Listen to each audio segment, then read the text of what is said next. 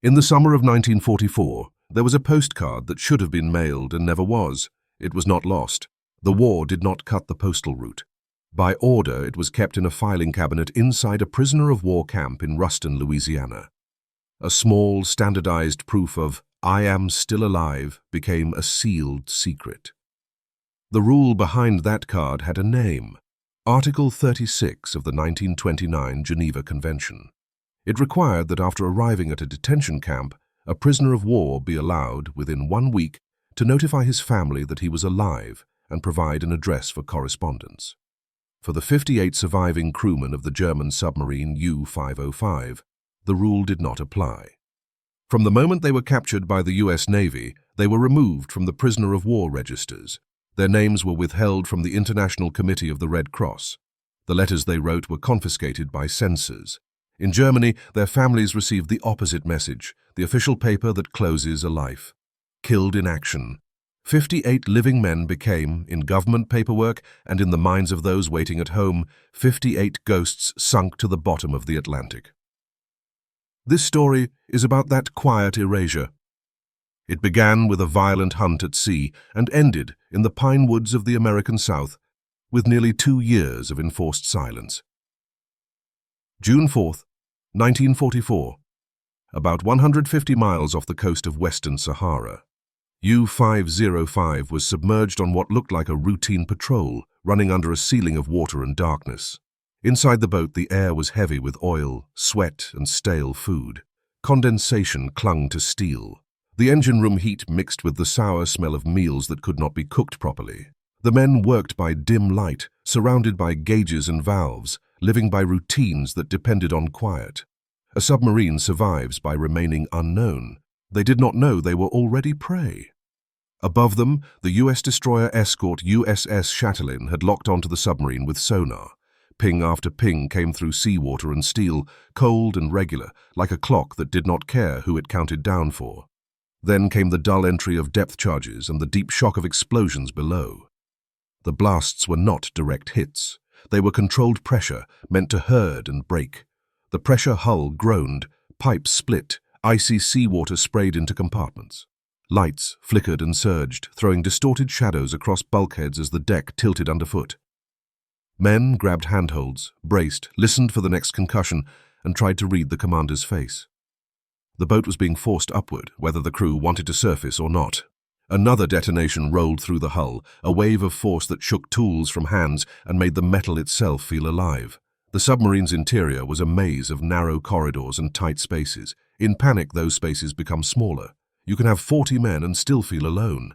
The commander made the calculation every submariner fears: stay down and die, or surface and surrender. He gave the only order left: surface, prepare to abandon ship. When the crew climbed onto the slick deck and drew the salty air, they expected gun barrels and shouted commands. American small boats were already closing in, but the first objective of the boarding party was not the prisoners. A handful of U.S. sailors jumped onto U-505's deck, sprinted into the conning tower, and went straight for the chart table and the radio room. The submarine was leaking, listing, and still in danger of sinking, but they moved as if every second had been rehearsed. Hands snatched up wet papers and books, code material, signal logs, encrypted traffic, charts, and technical manuals. They wrapped the dripping documents in oilcloth, bundled them, and passed them out of the boat with the urgency of medics carrying a patient who cannot be allowed to die. For the men directing the operation, those pages were worth more than the steel hull, and, in that moment, worth more than the terrified crew standing as prisoners in the spray. The U-505 sailors were hauled aboard an American ship, soaked and stunned. They had survived the ocean, the explosions, and the order to abandon their own vessel. They did not yet understand the harsher fact: surviving had made them a security problem. The captured papers were a master key. If the Allies could read German naval communications, they could anticipate where U-boats gathered and where convoys were being hunted. They could infer routes, regrouping points, and orders that never appeared in open air. The value of that intelligence was enormous, and the danger to it was immediate. If German Naval Command learned that U-505 had been captured rather than sunk, it could change codes within hours or days. Then the daring capture and the salvaged materials would become worthless, and ships that might have been spared would lose their unseen protection. That is why, almost as soon as the prize was secured, the fear began on the American side. Fear not of enemy guns, but of enemy suspicion. Intelligence is perishable. A single hint can force an entire system to be replaced, so a directive followed the prize, cold and absolute, justified as military necessity. A perfect illusion had to be maintained. Germany must believe that U-505 and her crew had gone down on June 4, 1944, taking their secrets with them. To make that illusion hold, 58 men had to disappear. The Atlantic crossing that followed was lived in confinement and uncertainty. When they reached American soil, they were not sent into a dungeon. They were sent south to Louisiana, into heat and pine forest, to a camp built to hold prisoners. Camp Ruston was vast, more like a small town behind wire. It covered more than 770 acres and had cost the United States about $2.5 million. It had barracks, a hospital, warehouses, administrative buildings, and its own rail spur. Supplies came and went with the rhythm of schedules, as if war itself could be managed by paperwork. It also looked like a model of compliance. German and Italian prisoners played soccer and organized leagues. A camp band performed in the evenings, and the sound carried across the yards. Prisoners earned scrip through camp work or outside labor details and spent it at the canteen on cigarettes, soap, and stationery, and, on occasion, beer. There were books, cultural courses, and regular medical checks. At its peak, more than 4,300 Axis prisoners lived there, and the machinery of routine ran smoothly. For ordinary prisoners, that routine mattered. It made captivity survivable, and it preserved the thin idea that they were still human beings living under rules rather than animals held outside them.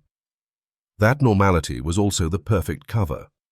Inside the same fences, an invisible boundary divided two worlds. The U-505 crewmen were housed in a segregated area. They ate similar food and slept in similar bunks, but the rules applied to them were different. Where other prisoners retained a thin connection to the outside, these men were required to be silent. The camp's public order depended on their private disappearance. The silence began with their names. The Red Cross, empowered to visit camps and verify conditions, received prisoner lists from the United States. On those lists, the U-505 names were absent. In the Red Cross's official record, they did not exist. A prisoner without a name in the system is a prisoner without a shadow. Then came the silence of mail. Article 36 promised a message home within a week. For these men, every letter was intercepted and confiscated. Even a line to say "I am alive" was treated as a threat to the larger deception. Their handwriting became contraband. Some tried to push back in small ways. Post-war accounts describe men carving U-505LEBT, U-505 lives, into scraps of wood, or writing the phrase on crude balloons and trying to release them beyond the wire during outdoor time. You can picture the attempt, a young sailor working quickly, eyes shifting toward a guard tower, making something from whatever he can steal or salvage. He releases it, and for a second the object rises with the lightness of hope.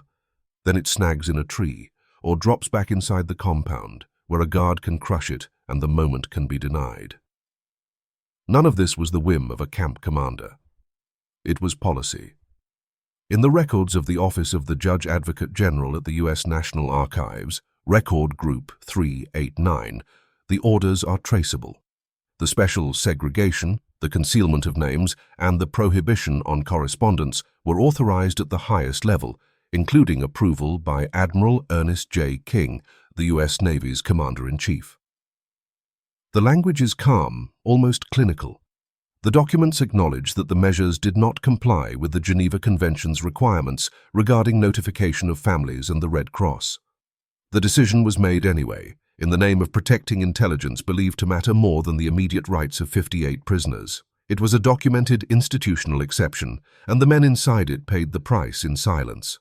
The point of the Geneva Convention was to insert restraints into war to keep prisoners from becoming pure disappearance. It established rules for labor and pay, and it assigned responsibility to the detaining power even when prisoners worked for private farms or companies.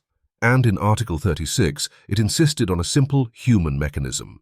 A captive could tell his family he had not vanished. For most prisoners in America's camps, that system functioned. They worked, earned scrip, wrote letters, received parcels, and were visited by Red Cross delegates who inspected barracks and meals. The system was also a public demonstration, a way for the United States to show allies and neutral observers that it fought within rules. The U-505 crew lived in the bright system's shadow seam. They were inside the model but excluded from one of its core protections. The gears turned for others and jammed for them. Under the Louisiana sun, day after day became a kind of suspended life. Soccer matches were shouted in the distance. Music drifted over the yards. At the canteen, men waited in lines, spending small paper tokens on small comforts. Behind the invisible boundary, time hardened into silence. The U-505 men waited for a letter they were not allowed to send, for a name that could not be spoken, for news that could not be confirmed. They also waited without knowing what their families were being told. In Germany, the death notices did their work. Mothers, wives, and fathers mourned men who were eating, sleeping, and waking each morning under foreign skies, alive and yet administratively erased. A family can endure many things, but it cannot correct a lie it does not know exists. In the segregated area, the men were surrounded by an ordinary prison schedule that could not touch the thing that hurt most. They could line up for meals, be counted, be assigned work, and be marched back inside. They could hear other prisoners talk about letters received, parcels opened, news from home. For the U-505 men, those conversations were like weather reports from a country they were not allowed to enter. Their official death also meant that in Germany, decisions were made on their behalf. A widow might be encouraged to move on. Parents might sell possessions. A family might accept a finality that was based not on nature, but on a deliberate deception maintained by a distant chain of command. Outside their fence, the war continued and shifted.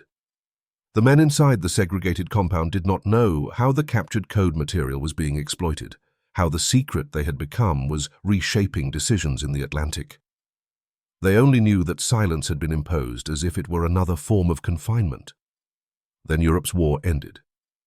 In May 1945, Germany surrendered.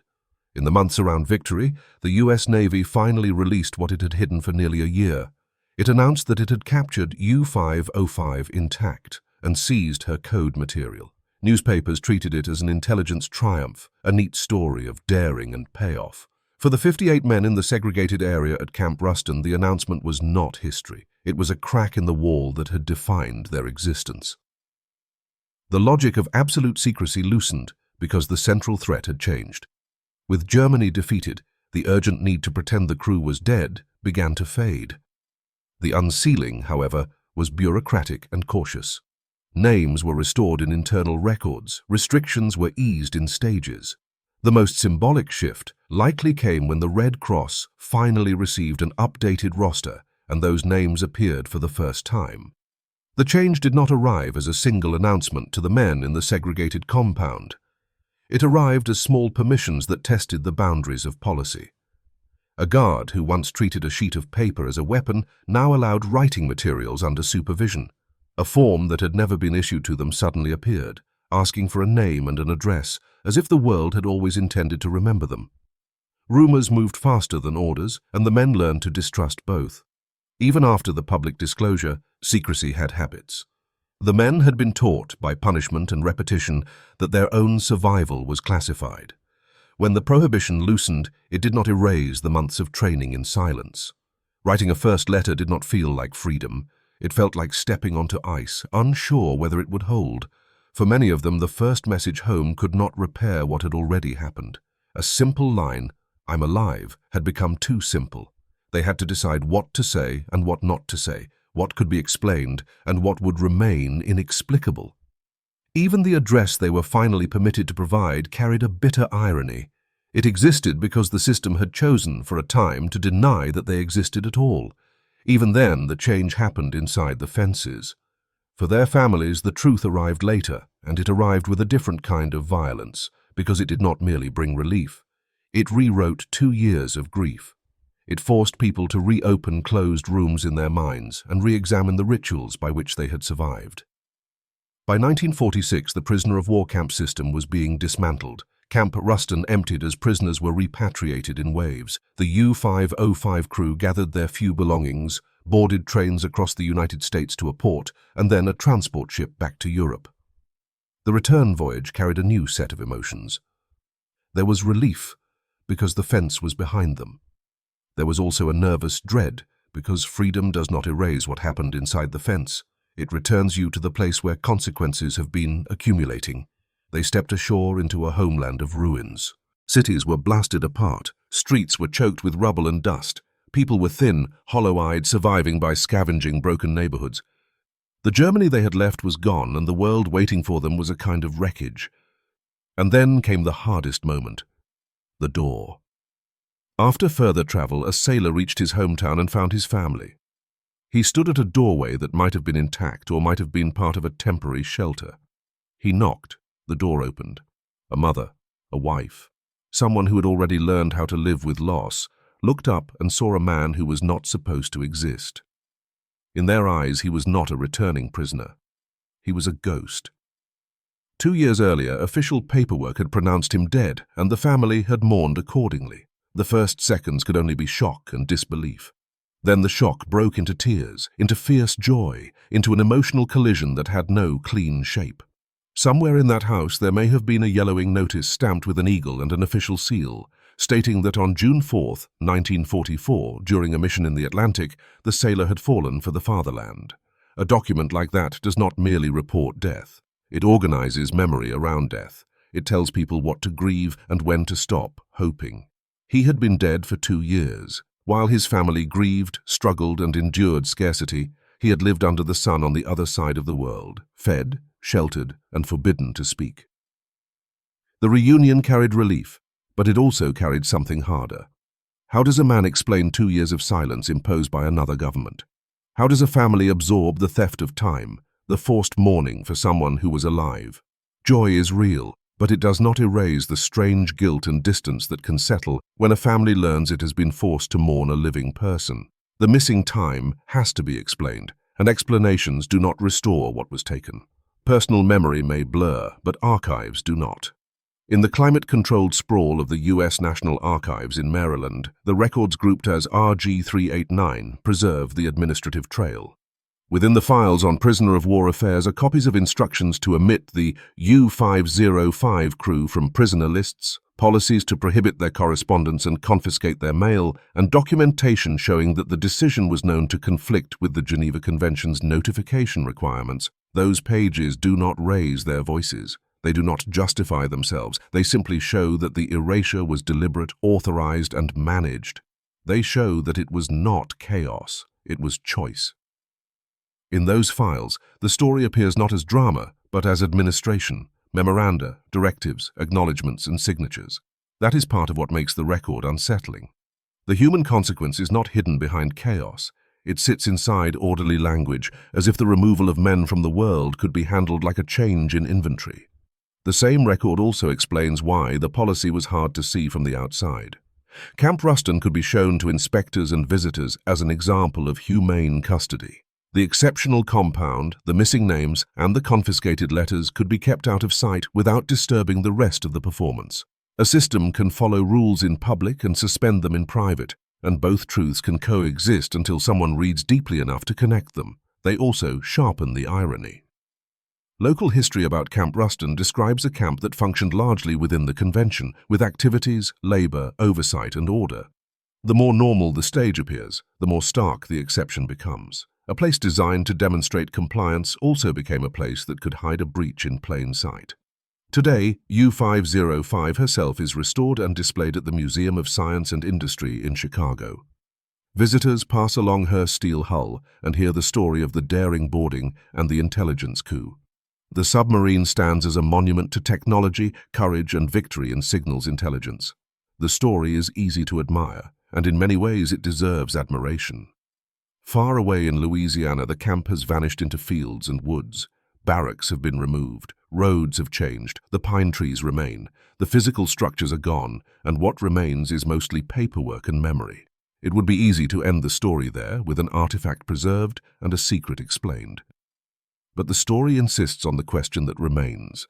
To protect intelligence that could save Allied lives, American leaders chose to strip 58 prisoners of contact with the outside world, and to hide their existence, knowingly setting aside a specific humanitarian rule. From a utilitarian view, the exchange can be defended.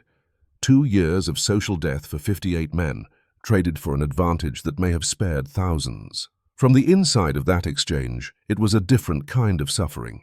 They were alive, but required to be dead to those who mattered most. They lived inside a system that advertised rights while denying them one of the clearest.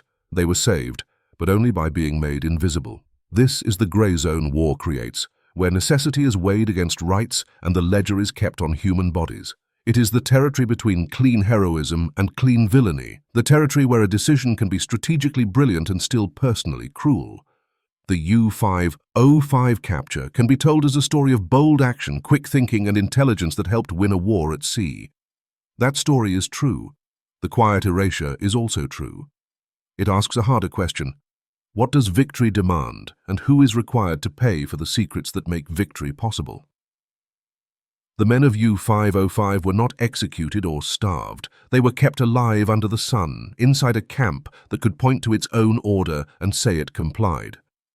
Their punishment was different. It was the forced severing of identity and connection, the insistence that they remain alive only in the narrow space where their captors could see them. They were turned into a living footnote to an operation whose success depended on the enemy believing a lie. In that sense, the unmailed postcard was not an accident. It was the policy made tangible, paper held back to keep the wider war moving.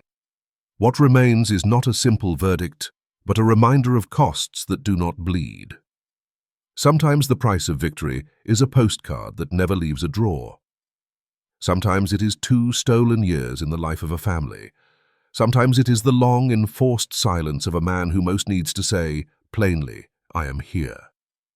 That postcard never reached its mailbox, but history, slow and persistent, delivered the story at last.